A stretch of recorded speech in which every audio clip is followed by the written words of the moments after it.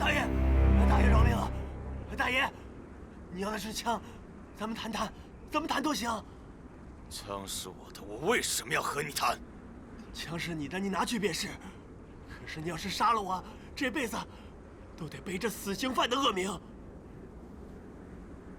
刚才杀了2个士兵，已经是死刑犯了。现在不多你一个。大爷，大爷！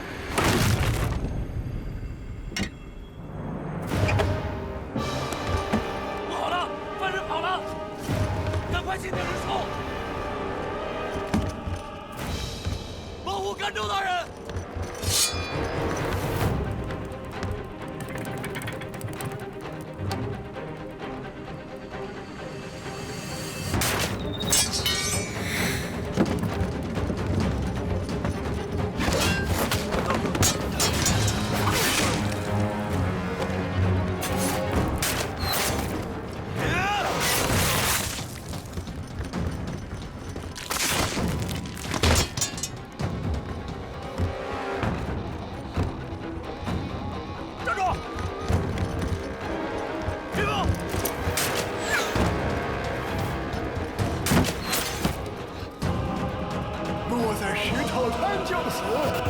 在水里就杀。老头，你的九死一生，我来领招了。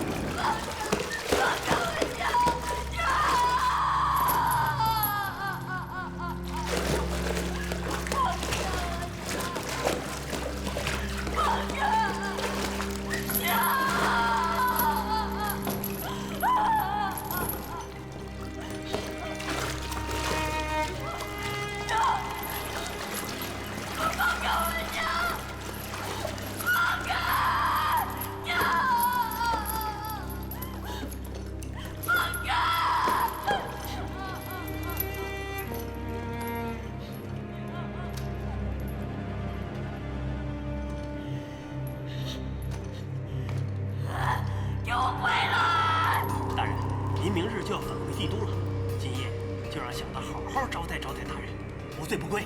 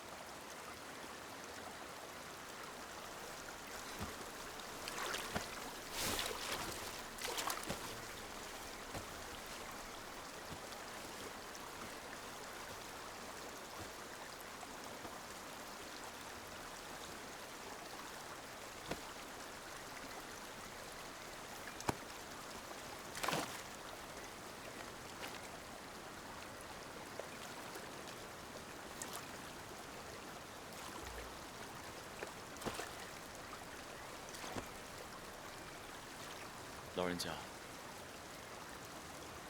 你借的这条命，我会好好用的。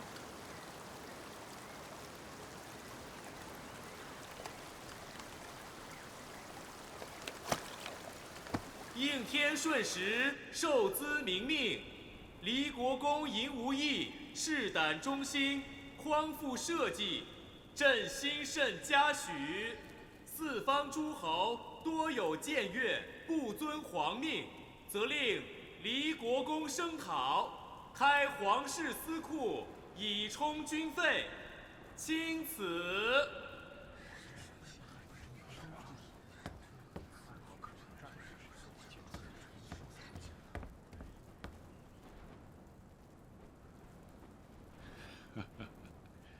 原来皇室真有司库这种东西啊！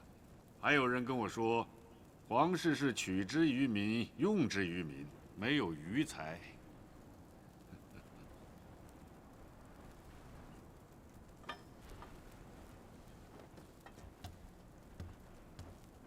谢陛下隆恩。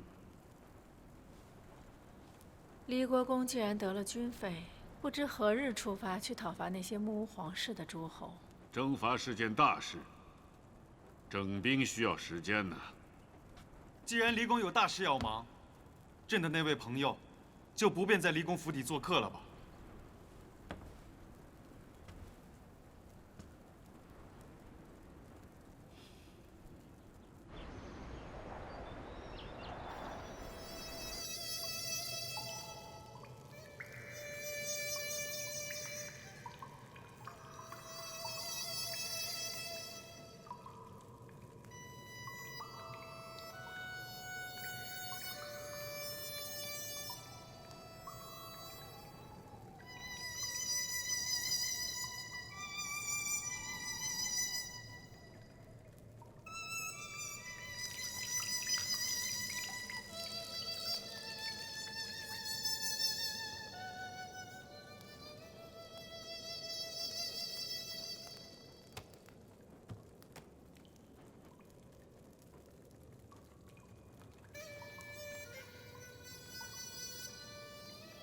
这是世子家乡的曲调吗？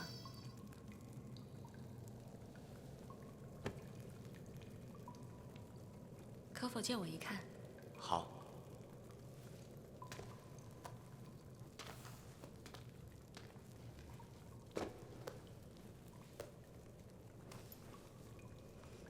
这是女孩子用的东西。这是我一个朋友，他留给我的。朋友，是世子新婚的妻子吧？不是玉然，我教他吹过这个，他连一个音儿都吹不准。算算时间，哥哥跟离国公应该已经谈完了，我们能走了。可以出去了。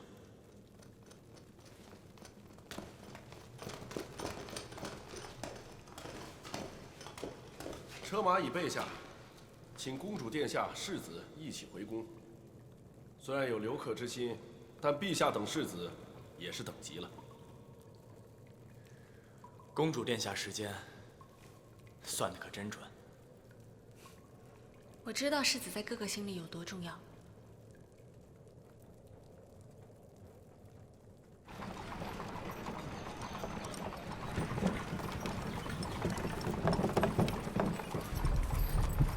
这不是去宫里的路。哥哥说了，宫里耳目众多，所以换个地方见世子。好。哥哥这一次为了把你从阴无阴那赎回来，特地开启了皇室司库，给他提供军费。皇室司库。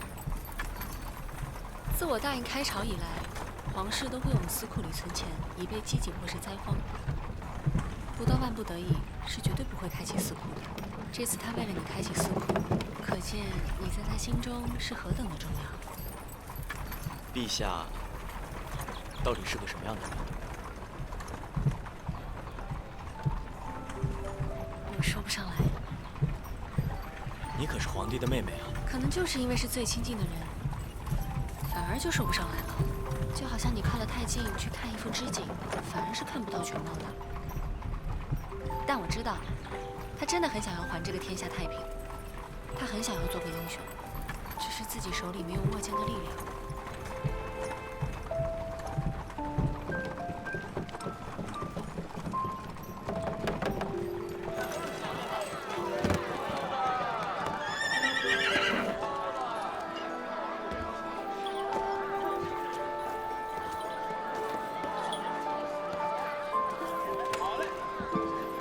老板，姑娘，老规矩，100块米糕。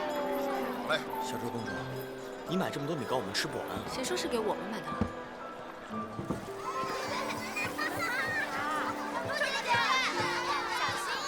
给你带米糕，快来拿。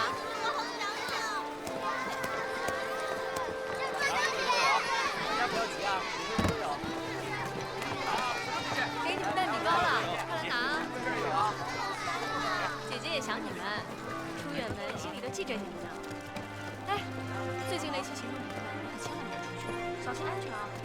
快去拿米糕吧。陛下，世子受苦，是朕无奈，没能保护好。陛下言重了，微臣无碍。这些孩子们都是孤儿，在战火中失去了亲人，哥哥就收了他们在这里读书。有空的时候，哥哥就会过来看看他们。陛下，真是慈悲。不是慈悲，他们的父辈都是忠臣良将，有的因为党派纷争而死，有的战死沙场却得不到抚恤。朕虽身为皇帝，唯一能做的，也不过就是收养他们的后代。帝都的斗争就这么惨烈吗？世间风云变幻，从来帝都都是中心，明处暗处都藏着利刃。世子知道为什么朕选了这个地方与世子见面吗？微臣不知，还请陛下明示。朕想让世子看看朕的朝堂。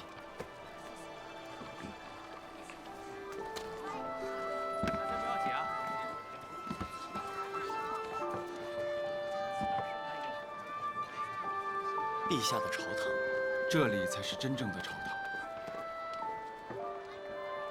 而在那大殿之上，朕只看到了凌厉的尸骨。听说陛下为了从赢无益手里救我，开了皇室司库。司库乃是皇室命脉所在，微臣心有戚戚，不值得陛下为我这么做。世子是贵客，不要说值不值得，只要能够救回世子，朕就不想那么多了。多谢陛下，微臣感激不尽。世子客气了，朕是孤家寡人，若是散尽钱财能换来真正的朋友，朕愿意。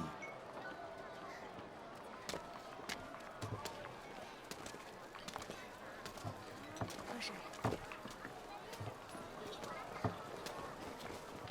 多谢。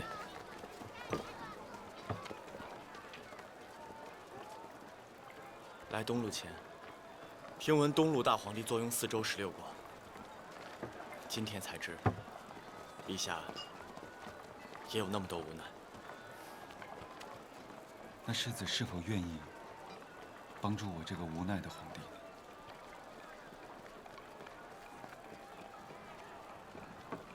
微臣多谢陛下信任，可微臣可能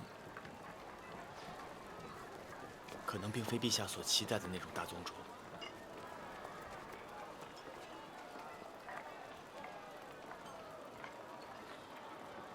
朕知道世子是心性淡薄的人，不想卷入这帝都的斗争中。当你看过了帝都的是是非非，若愿意帮朕，那我们就一起为天下苍生做些事。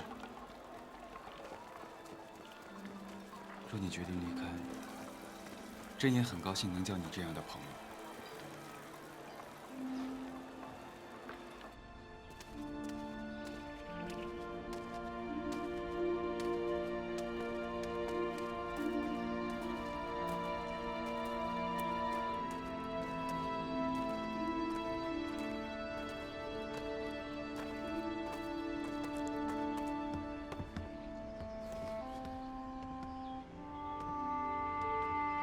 这位是青阳世子下堂驸马陛下的上宾，从此之后，他所有的饮食起居都交给你们了。陛下的意思是，世子的一切用度都参照他自己的。恭迎世子，听候世子吩咐。世子请。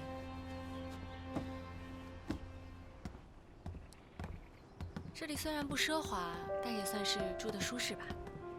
公主殿下，我不用这么多人伺候，我可以自己照顾自己。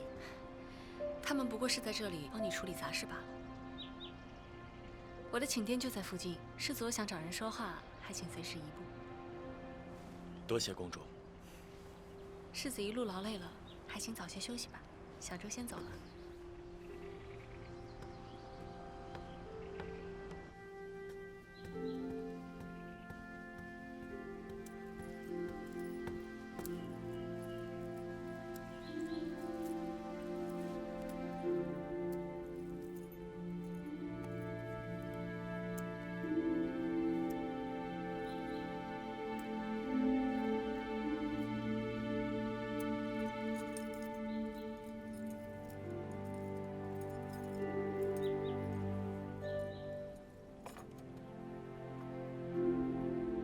公主特意为您准备了莲子汤。你们都先退下吧。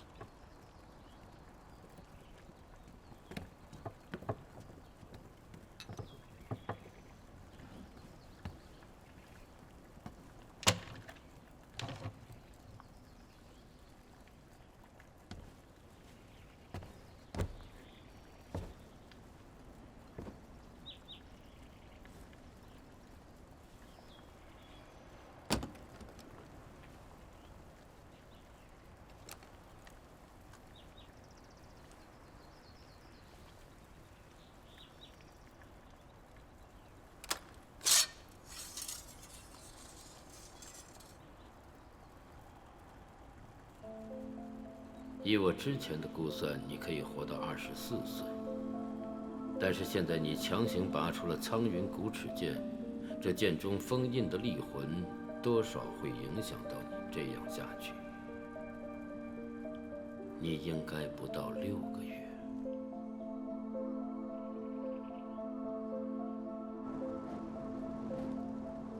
阿爸，我想下来。别怕，阿爸接着你呢。哎，阿爸接着你。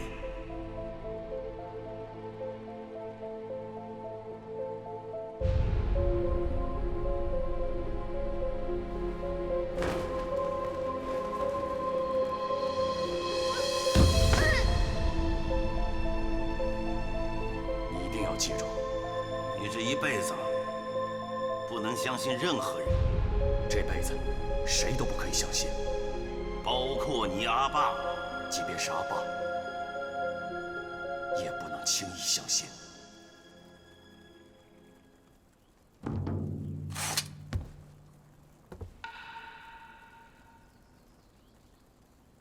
帝师是何时来的？归臣竟然无丝毫察觉。杀人太多，心如枯木罢了。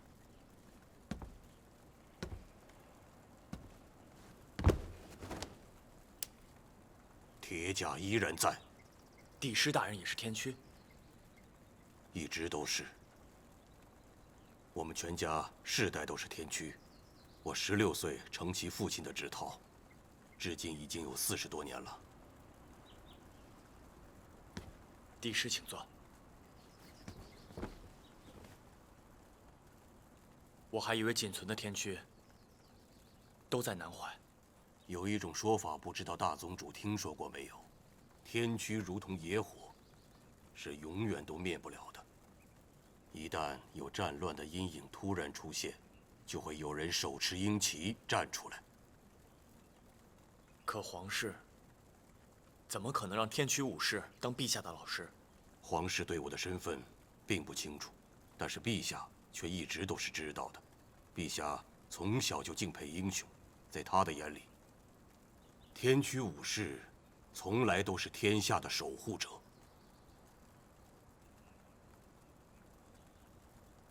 原来是因为先生陛下才召我来的。不，这次却是公主殿下的意思。小周公主。是。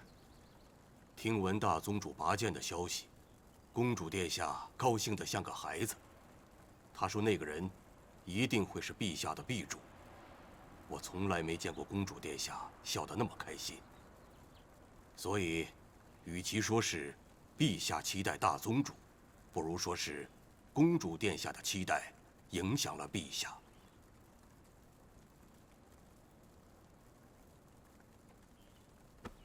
帝师此次前来，是有什么事情吗？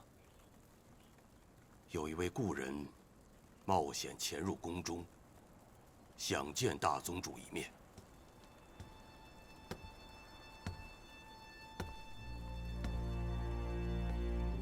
原来是铁皇大人。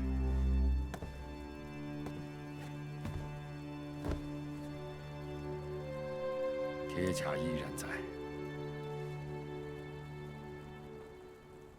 易先生的伤势好些了吗？早已康复，多谢大宗主的关心。大宗主此次来帝都，听说是先拜访了一位朋友，不知是哪位朋友啊？其实并不是什么朋友。我去见了雷碧城。雷碧城？是，我在来帝都的路上遇见了他。他说我在青阳的时候犯过一次重病，他刚好路过北都救了我一命。这次在帝都见面，我原本以为自己能见机杀了他，可没想到被他引入幻境，功亏一篑。大宗主，此举太过冒险。是，确实太过冒险。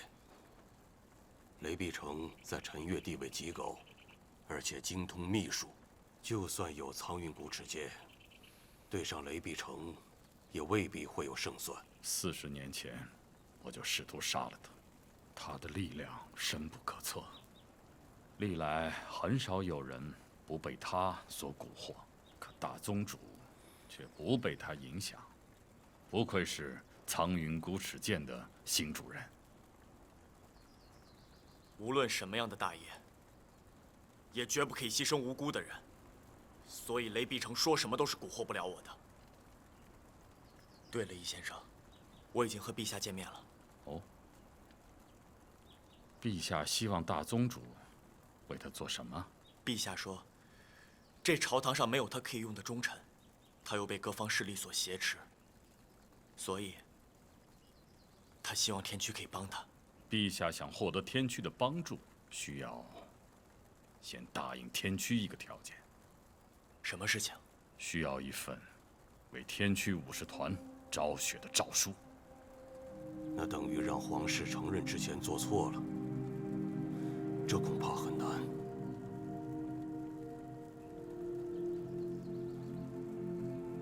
我可以试试，但易先生，这只怕会让天驱武士卷入皇室还有诸侯的斗争中。能在阳光下战死，总好过在阴暗的牢狱中被诛杀。走大半个月，离帝都还有多远？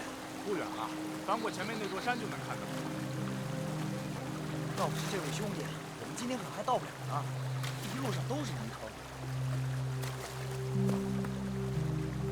哎，一会儿别跟他讲胡说，这是给付车费的，上车的时候就随身一杆枪。这都是大家都给把力，咱们再试一试啊！来。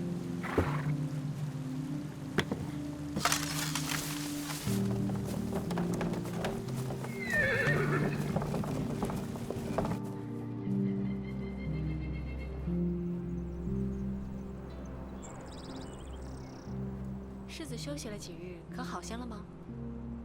就此而已。小周公主不必担心。那一会儿我就不陪世子上去了。这太清宫是宫中最高的所在，只有陛下和陛下特许的人才可以上去。连你也不能上去吗？其实我自己经常不经他允许就上去看日落了，只是今天他应该是有些话想要单独跟你说。好，东陆的皇帝想要单独跟你说话，那说的就一定是很重要的事。你等会儿千万要想清楚了再回答，不要轻易答应自己做不到的事情啊。你不是应该很想我能帮皇帝做事吗？原本是很想，但认识你之后，反而有点后悔带你来这儿。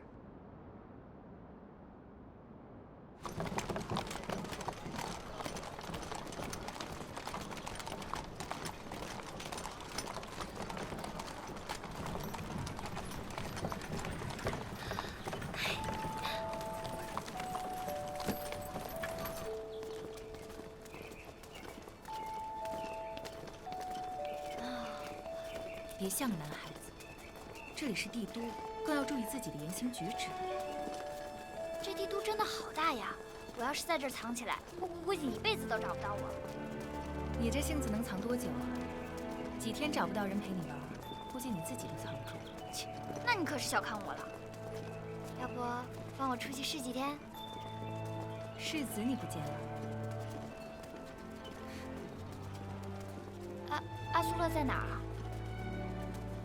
世子你迟早会见到的。不过在那之前，我们要先去见见长公主。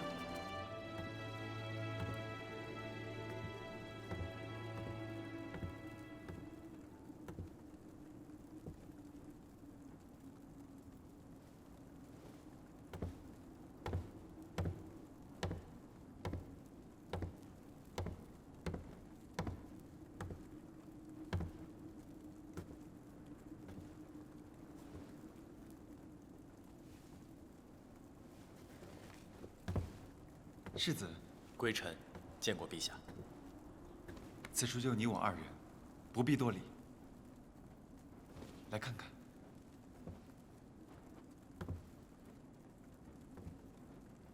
这里都是历代先皇的佩剑，承载着我白氏列祖列宗的荣耀。蔷薇帝的成影，风炎帝的片光，归臣之前只在书籍里见过这些。这都是祖先的荣光，朕没有资格握住他们其中任何一把。归臣那日所见，陛下能对那些无依无靠的孤儿们施恩，和他们亲近，这可能是历代先贤们都没做过的事情。归臣相信，假以时日，陛下一定是一代明君。论才能方略，朕都远远不如。生逢这样的乱世，朕常常觉得自己无能为力。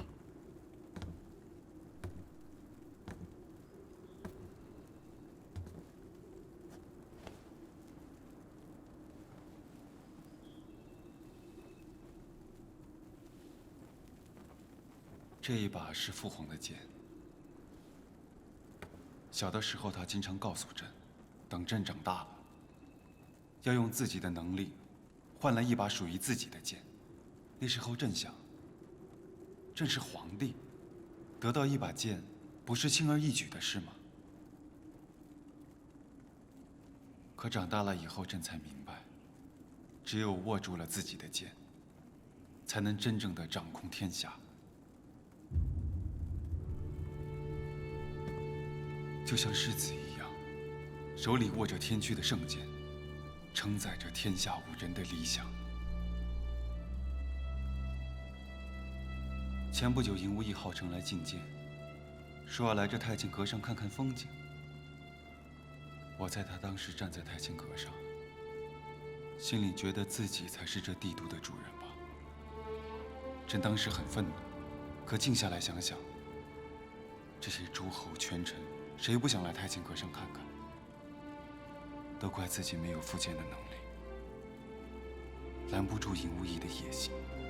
陛下的处境，归臣了解。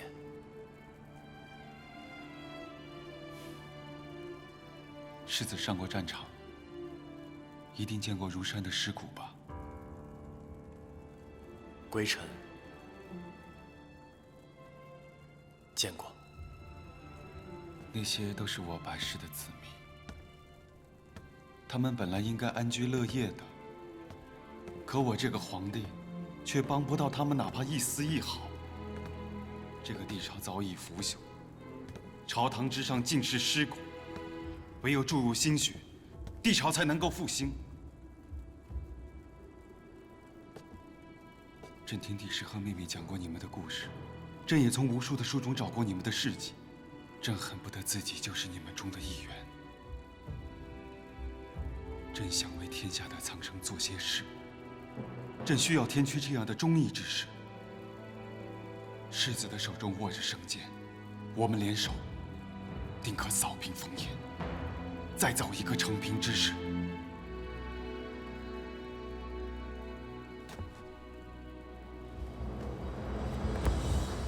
陛下不可！陛下为我给营务役开启了司库，还行如此大礼，归臣愧不敢当。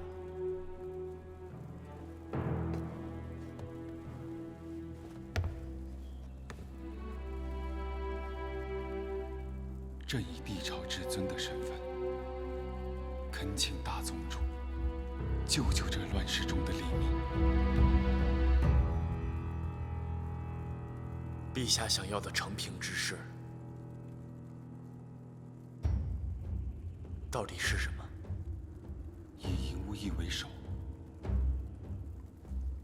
朕要讨伐诸侯中的野心家；以长公主为首，朕要弹压皇室中的权臣。朕要让黎民百姓老有所养，少有所依。朕要消除一切不必要的征战，为了梦中的那个承平之事。朕可以粉身碎骨。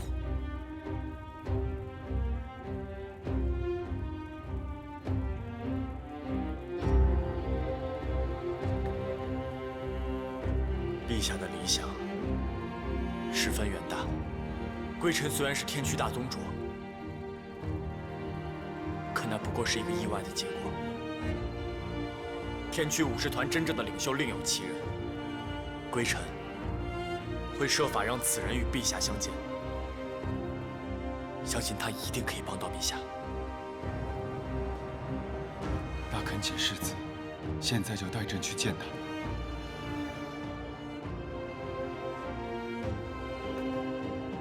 但此人有一个要求，他向陛下为天驱武士招选。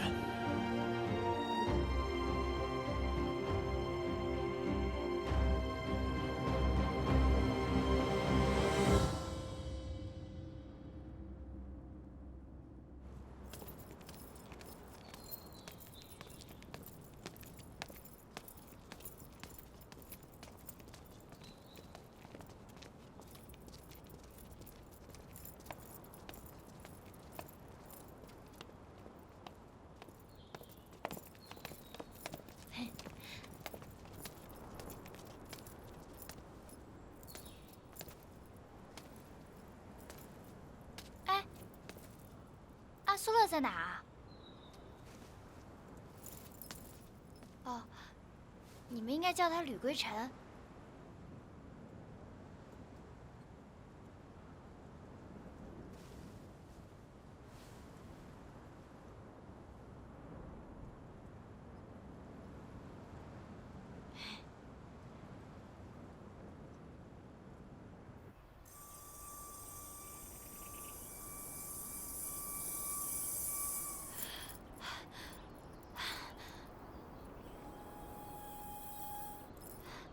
不是这么难顶吧？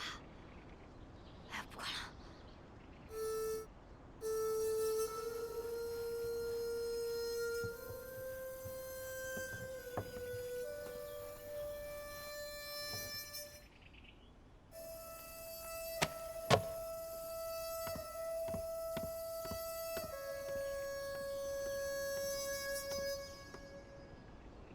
雨然，哎，雨然，世子。阿苏勒，怎么这么半天才出来啊？不是，你怎么在这儿啊？我跟他们说我是你老大，专门跑过来看你，可他们偏不信，非把我拦在这儿。我没办法了，我就只能吹笛子啊。请世子恕罪。没事儿，你们去忙你们的事情吧。我跟朋友说几句话。是。走了。你怎么从南怀跑帝都来了？你还好意思说？说都不说一声就走了，一点都不把我这老大放在眼里。这不是赶快来看看你有没有事儿吗？我没什么事儿。你看我这不好好的。我看也是。我以为你这天驱大宗主来了帝都，多少得吃点苦，没想到过得这么好。一大群漂亮的小姐姐伺候着你，还住在这么好的房子里啊！这是陛下之前的一处书房，我不过就是暂住。他们之前都是伺候陛下的。你们先退下吧。是。走。可是你们天驱武士团挂着逆贼的名号，皇帝为什么对你们这么好啊？陛下是想借我们天驱的力量除掉尹无义。这么大的事儿你不跟我说，幸好我赶到的及时。也没什么事儿。你一个人来的帝都啊？哎呀，别提了，我跟姑姑一块儿来的，现在住在驿馆里。对了，有人让我把这个给你。看来你见过公主殿下了。公主殿下？嗯，就是他告诉我你住在哪儿的，不过一转眼就不见了。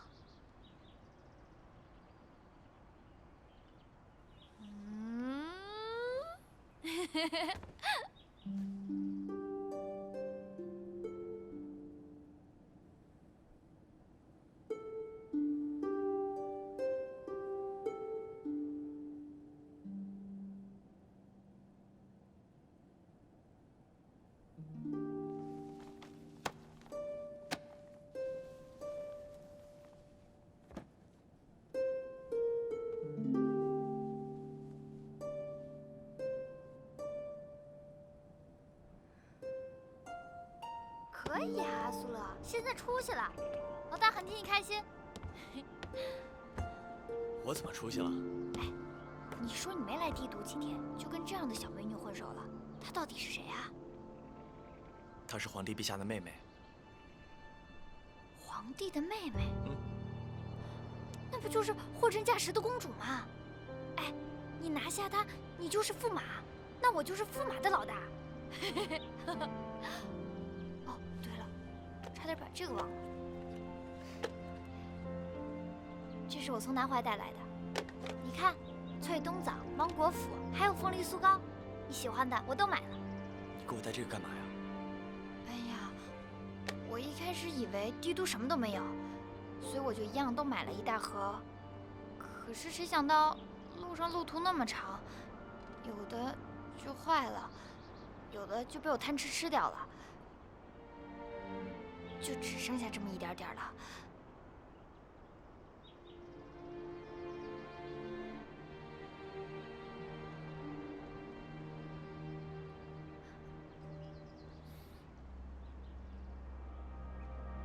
玉然，其实帝都什么都有的。不过，还是我们南怀城的好吃。好吃吗？好吃。那你多吃点儿，慢点儿。还有脆冬枣呢，啊！世子，小周公主到了。小周公主。